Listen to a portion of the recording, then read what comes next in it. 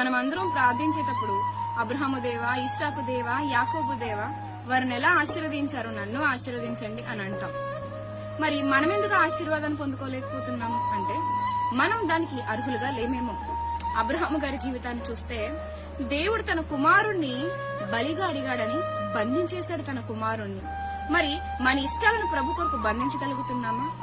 ఇస్సాకు గారు తన 37వ ఏట తన తల్లి మరణించినప్పుడు ఆ ఒంటరితనంలో కూడా దేవుని విడిచిపెట్టలేదు, పొలములోనికి జ్ఞానింప బయలు వెళ్లాడు. మనం కూడా మన ఒంటరితనంలో దేవుణ్ణి జ్ఞాపకం చేసుకోగలుగుతున్నామా? మన కష్టకాలంలో దేవుణ్ణి జ్ఞానించగలుగుతున్నామా? యాకోబు గారు దేవుడిచ్చేదే ఖచ్చితమైనదని నేను మోసగాడిని యాకోబునని ఒప్పుకున్నాడు, దీవించబడ్డాడు. మరి మనము మన గతాన్ని ఒప్పుకుని మన తెలివితేటల్లో గాని మనుషులు ఇచ్చే దానిలో గాని ఏమీ లేదని ప్రభువును మనం వేడుకోగలుగుతున్నామా? ఒకసారి ఆలోచించండి.